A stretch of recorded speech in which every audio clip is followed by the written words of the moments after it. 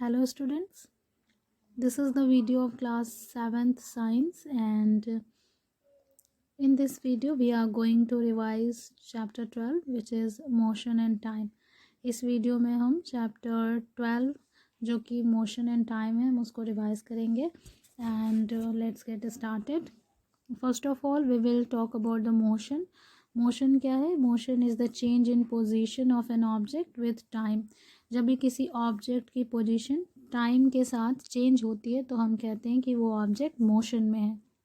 ठीक है, जैसे कि आप देखते हैं कि कोई गाड़ी जब पार्किंग में होती है तो वो रुकी हुई होती है और विद टाइम आप देखते हैं कि वो एक ही जगह पर है और जहाँ पर वो गाड़ी रुकी हुई है वहीं पर रहती है और उसकी पोजीशन चेंज नहीं होती है. वो अगर यहाँ पर है तो यहीं पर रहती है. लेकिन जब अगर उस गाड़ी को स्टार्ट कर दिया जाए, कोई इस गाड़ी को ड्राइव करे, तो आप देखते हैं कि 2:05 पे वो यहाँ थी और फिर 2:06 पर आप देखेंगे कि ये गाड़ी अपनी पोजीशन चेंज कर चुकी है. पहले मान लीजिए ए पोजीशन पे थी, अब बी पोजीशन पे आ जाएगी क्योंकि ये मोशन में है तब.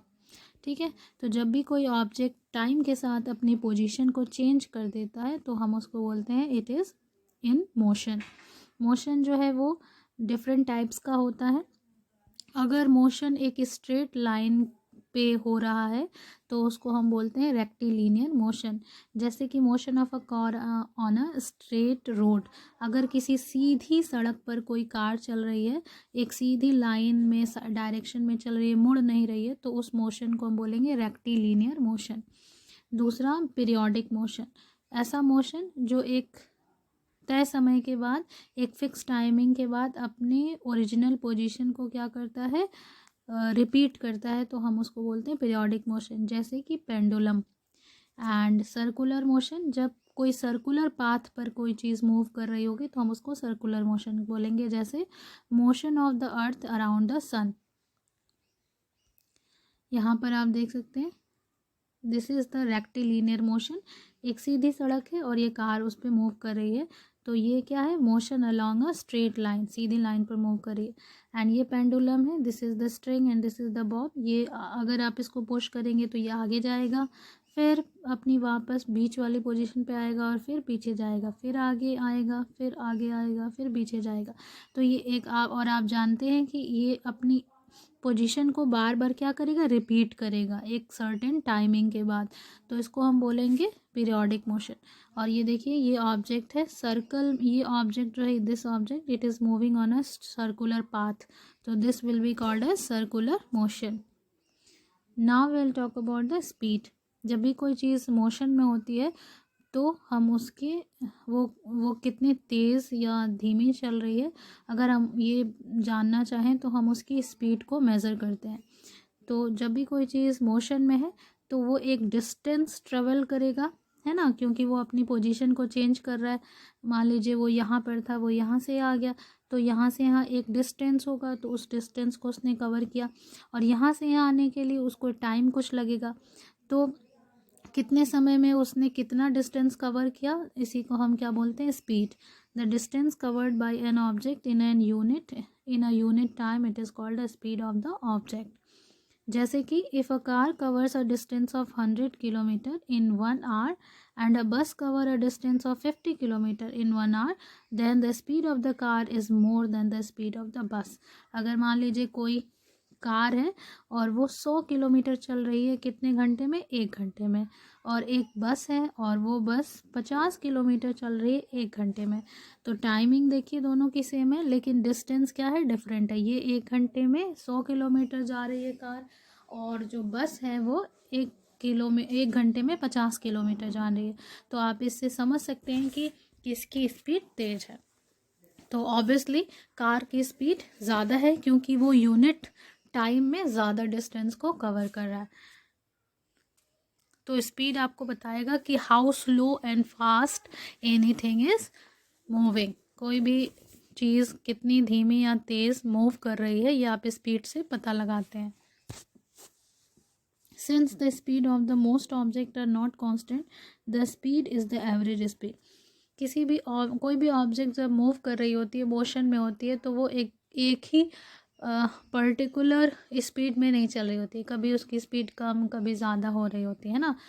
तो इसीलिए हम जो स्पीड निकालते हैं उसको हम बोलते हैं एवरेज स्पीड।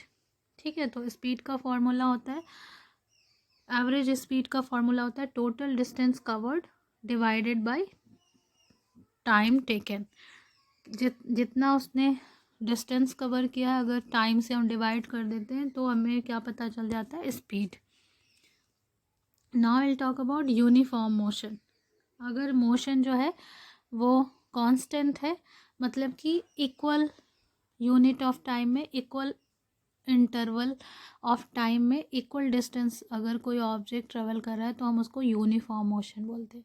लेकिन अगर उसकी स्पीड कम या ज़्यादा हो रही है, अगर वो किसी यूनिट टाइम में कभी ज़्यादा डिस्टेंस कभी कम डिस्टेंस ट्रेवल कर रहा है तो उसको हम बोलेंगे नॉन यूनिफॉर्म मोशन। जैसे कि कोई कार या बस, कोई भी कार या बस जब रोड पे चलती है तो वो नॉन यूनिफॉर्म मोशन शो कर रही होती है, क्योंकि रास्ते में कुछ भी कभी भी आ जाता है। तो कभी हम स्पीड तेज़ करते हैं, कभी हम स्लो करते हैं ना, तो कभी वो 2 मिनट में 50 मीटर जा सकती है, कभी 2 मिनट में वो 10 ही मीटर जा सकती है। तो यहाँ पर ये कैसा मोशन है, नॉन यूनिफॉर्म मोशन है। लेकिन अगर आप किसी एयरप्लेन को देखेंगे तो एयरप्लेन जो होती है वो जब टेक ऑफ करने के बाद वो हवा में एक ही कांस्टेंट स्पीड से क्या करती है, मूव करती है, वरना उसकी स्पीड कभी कम या ज़्यादा नहीं होती है। तो एरोप्लेन का जो मोशन होगा वो कैसा होगा, यूनिफॉर्म मोशन होगा। ठीक है, now we will talk about the measuring speed. How can we measure speed, speed को हम मेज़र कैसे कर सकते हैं। तो क्योंकि स्पीड में दो क्वांटिटी होती है, एक डिस्टेंस और दूसरा टाइम।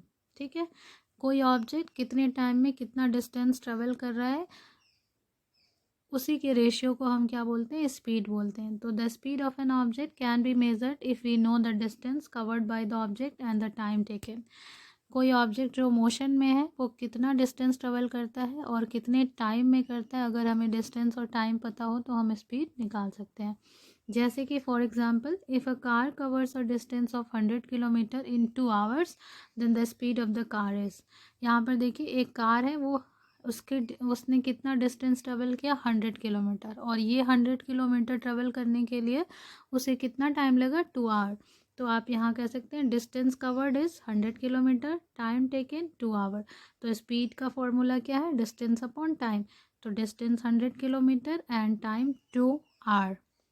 तो आप डिवाइड करेंगे तो 250 जो 100 होता है तो 50 किलोमीटर पर आवर आपकी ये स्पीड हो जाएगी। मतलब कि वो 1 घंटे में 50 किलोमीटर की डिस्टेंस ट्रेवल करता है, इसीलिए तो 2 घंटे में 100 किलोमीटर की डिस्टेंस उसने ट्रेवल की थी। अगर आपको कार की स्पीड पता हो तो आप टाइम पता कर सकते हैं। अगर आपको कार की स्पीड और टाइम पता हो तो आप डिस्टेंस का पता कर सकते हैं ना। इसमें से अगर इसमें से कोई दो क्वांटिटी आपको पता हो तो तीसरी क्वांटिटी आप फाइंड आउट कर सकते हो बाय दिस फॉर्मूला। जैसे कि अभी हमें पता था कि कार की जो स्पीड है वो कितनी थी, 50 किलोमीटर पर आवर, यही आपने निकाला है अभी। और हमें टाइम पता कितना था, 2 आवर। तो अगर हमें टाइम और स्पीड पता है, स्पीड और टाइम पता है, तो हम इस फॉर्मूला से डिस्टेंस पता कर सकते हैं। Distance is equal to speed into time, 50 into 2 into 100 kilometre. और अगर हमें डिस्टेंस पता है और कार की स्पीड पता है तो हम टाइम भी निकाल सकते हैं। ठीक है, time is equal to distance upon speed. Distance कितनी थी, 100 किलोमीटर, स्पीड कितनी हमने निकाली थी, 50 किलोमीटर पर आवर। तो 50 2 जा 100, तो हमें टाइम पता चल गया 2 आवर। तो हम इसी फॉर्मूले में रखकर अगर कोई दो आपको क्वांटिटी पता है स्पीड, टाइम और डिस्टेंस में, तो आप तीसरी क्वांटिटी को आराम से निकाल सकते हैं। Now will talk about speedometer and odometer. आपने व्हीकल में देखा होगा ऐसे दो डिवाइसेस लगी होती हैं। ठीक है, एक यहाँ पर आपको दिख रहा है, this is called speedometer and this is called, इसमें स्पीडोमीटर है सिर्फ और इसमें speedometer and odometer, this is the odometer. Okay, and ये निडल जो है वो क्या बता रहा है कि इस गाड़ी की स्पीड कितनी है। स्पीडोमीटर से हम क्या मेज़र करते हैं? Speedometer is a device which measure the speed of vehicle in kilometre per hour. कोई भी जो व्हीकल है वो कितनी स्पीड से चल रही है, उस स्पीड को मेज़र करने के लिए जिस डिवाइस का यूज़ किया जाता है इसको हम बोलते हैं स्पीडोमीटर। और स्पीडोमीटर जो होता है वो किस यूनिट में स्पीड को मेज़र करता है? किलोमीटर पर आवर में। ओडोमीटर वो डिवाइस है जो ये मेज़र करता है कि कितने डिस्टेंस तक उस व्हीकल ने ट्रैवल किया है। Odometer is a device which measures the distance covered bye a vehicle. किसी व्हीकल ने कितनी डिस्टेंस ट्रैवल की है इसको मेज़र करता है। जैसे कि यहाँ पर आप देख सकते हैं, यहाँ पर ये जो है वो ओडोमीटर में इसने ये जो लिखा हुआ है वो किलोमीटर में आपको ये बता रहा है कि ये जो गाड़ी है उसने कितने किलोमीटर की दूरी अभी तक तय की है। तो ये 54,902 किलोमीटर तक ये गाड़ी अब तक चल चुकी है। और यहाँ पर देखिए this is showing speed 68 kilometre per hour.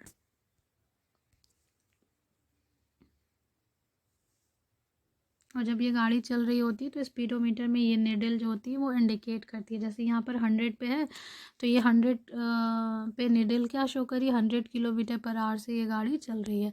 तो इसमें स्पीडोमीटर से हम क्या मेज़र करते हैं? Speed of any vehicle. और ओडोमीटर क्या बताता है? Distance covered by the vehicle. Both are very necessary device and you can see in every motor vehicle. Now will see the unit of time and speed. Speed को हम measure करते हैं metre पर second में। Speed की जो unit होती है वो क्या होती है? SI unit. जो बेसिक यूनिट होती है वो क्या होती है? मीटर पर सेकेंड। इससे बड़ी यूनिट का भी इस्तेमाल करते हैं जैसे किलोमीटर पर आवर भी। टाइम की बेसिक यूनिट क्या होती है? सेकेंड। इसका सिंबल होता है स्मॉल एस। ठीक है, लार्जर यूनिट भी टाइम की होती है जैसे मिनट, आवर एट्सेट्रा। हम मीटर पर सेकेंड को किलोमीटर पर आवर में भी चेंज कर सकते हैं और किलोमीटर पर आवर को मीटर पर सेकेंड में भी चेंज कर सकते हैं। यहाँ पर इस फॉर्मूले से आप क्या कर सकते हैं? स्पीड की यूनिट निकाल सकते हैं। डिस्टेंस अगर मान लीजिए दिया हुआ है किलोमीटर में और टाइम क्या दिया हुआ है? आवर में, तो आपके स्पीड की यूनिट क्या हो जाएगी? किलोमीटर पर आवर, जैसा कि यहाँ पर दिया हुआ है। ठीक है, अगर यही जो डिस्टेंस होता वो मीटर में दिया होता और टाइम सेकेंड में दिया होता तो आपकी जो स्पीड हो जाती वो मीटर पर सेकेंड में हो जाती। Now will talk about the distance time graph. Distance time graph वो ग्राफ होता है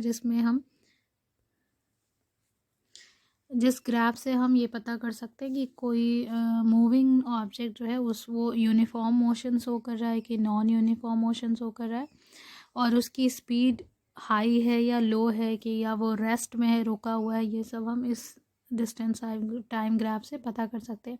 डिस्टेंस टाइम ग्राफ में दो एक्सेस आप जानते हैं ग्राफ में होता है, x axis and y axis. X axis पे हम टाइम को डिनोट करते हैं और वाई पे डिस्टेंस को डिनोट करते हैं।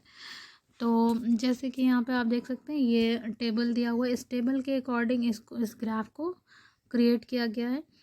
0 टाइम पे 0 डिस्टेंस, 1 मिनट में 1 किलोमीटर, 2 मिनट में 2 किलोमीटर, 3 मिनट में 3 किलोमीटर, है ना। देखिए 1 मिनट में कितनी दूरी ट्रेवल हुई? 1 किलोमीटर। 2 मिनट्स में 2 किलोमीटर, 3 मिनट्स में 3 किलोमीटर, 4 मिनट में 4 किलोमीटर, 5 मिनट में 5 एंड 6 मिनट में 6 किलोमीटर।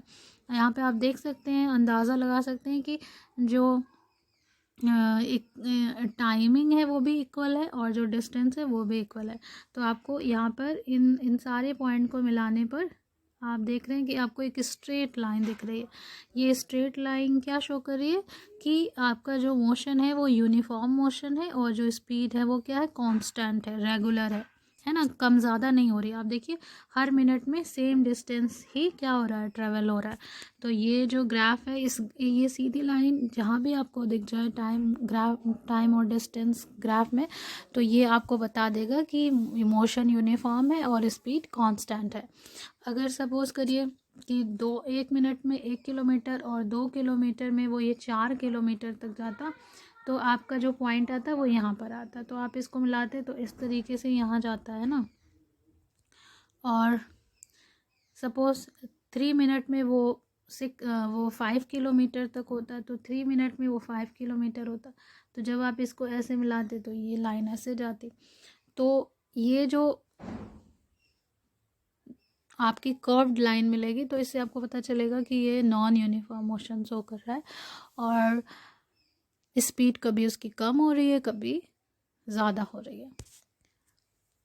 सपोज़ कि अगर आपको डिस्टेंस टाइम ग्राफ में एक सीधी लाइन ऐसे हॉरिजॉन्टल लाइन मिल जाती है, तो ये जो लाइन है वो क्या शो कर रही है कि वो ऑब्जेक्ट रेस्ट में है, क्योंकि 1 मिनट में भी वो वहीं पर था, ठीक है, दूसरे मिनट में भी वो वहीं पर है, तीसरे मिनट में भी वो वहीं पर है, चौथे में भी वहीं है। इसका मतलब समय गुजरता जा रहा है, लेकिन उस ऑब्जेक्ट की पोजीशन चेंज नहीं हो रही है। जब पोजीशन चेंज नहीं होगी तो वो ऑब्जेक्ट मोशन में नहीं होगा, मतलब रुका हुआ होगा। तो डिस्टेंस टाइम ग्राफ एक आप देखेंगे कि आपको इस तरीके से एक लाइन मिलेगी, तो ये लाइन क्या शो करी, कांस्टेंट स्पीड। अगर दूसरे ग्राफ में आपको ऐसी लाइन मिल जाती है तो ये आपको क्या बता रही है, रेस्ट में, कि वो ऑब्जेक्ट क्या है, रेस्ट में है। और अगर कोई ऐसा ग्राफ मिल रहा है जिसमें जो लाइन है वो टेढ़ी मेढ़ी है, वो सीधी नहीं है, तो इससे पता चल रहा है नॉन यूनिफॉर्म मोशन वो लाइन शो करेगी।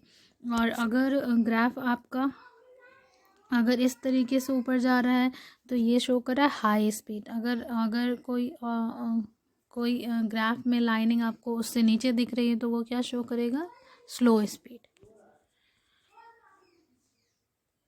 Now we'll talk about the measurement of time. Time is measured by using clocks or watches. Time को हम मेज़र करते हैं क्लॉक और वॉचेस की हेल्प से। Clock and watches periodic motion की हेल्प से क्या करती हैं, टाइम को मेज़र करती हैं। यहाँ पे आप देख सकते हैं wall clock, table clock, watches, then these are the digital clocks.